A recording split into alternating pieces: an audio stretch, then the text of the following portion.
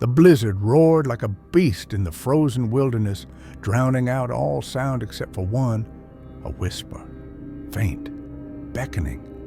Ethan and his 3 friends, Mark, Julia, and Sam, had set out for a winter hike in the mountains, but an unexpected snowstorm forced them to seek shelter.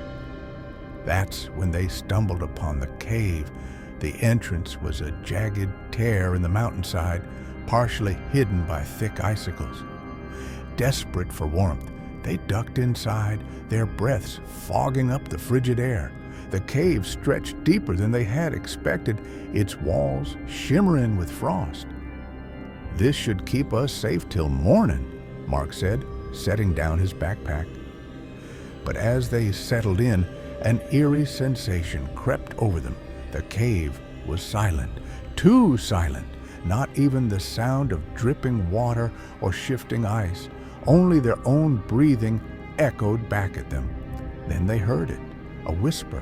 It was faint, almost swallowed by the cave's stillness, but unmistakable.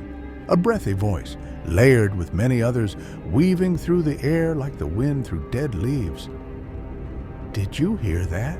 Julia whispered, her face pale. "Just the wind," Sam muttered, though he didn't sound convinced. Ethan shone his flashlight deeper into the cave.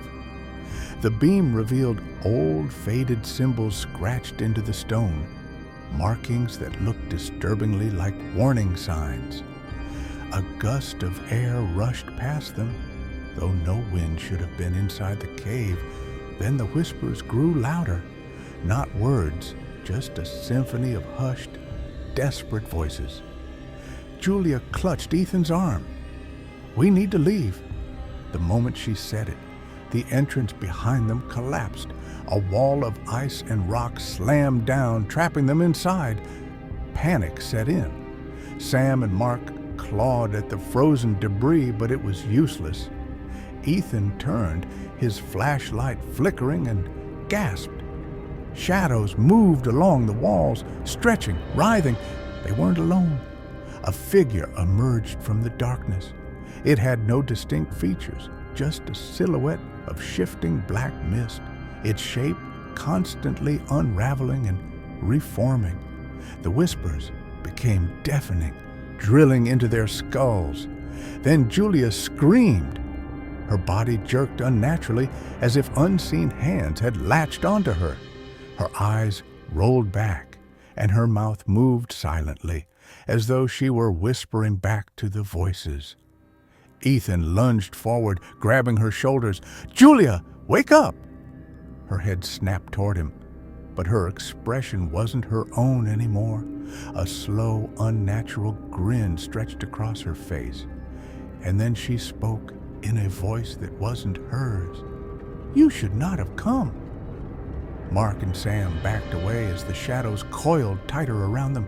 The air grew suffocating, thick with something unseen, but heavy, pressing against their skin. The cave was alive, feeding off their fear. Ethan grabbed a flare from his pack and struck it. The sudden burst of red light sent the shadows retreating, and for a moment, Julia collapsed to the ground, gasping. "This way!" Ethan yelled, spotting a narrow passage ahead. With no other choice, they ran, dragging Julia along. The whispers followed, angry now, the cave trembling around them. Then suddenly, the ground beneath them vanished. They tumbled down a steep, icy slope, landing in a heap in an open cavern. And before them, half buried in the ice, were bones, hundreds of them, human remains, frozen in twisted agony. The realization hit them like a tidal wave. This was no ordinary cave. It was a tomb. A final whisper slithered through the air, barely audible, but clear enough to make their blood run cold. "Join us." The last thing they heard was the sound of the ice shifting beneath them before the floor cracked open and the darkness swallowed them whole. If you dare to venture deeper into the darkness like this video, if the whispers reach you, comment below. And if you've made it this far, share this tale with those who won't believe.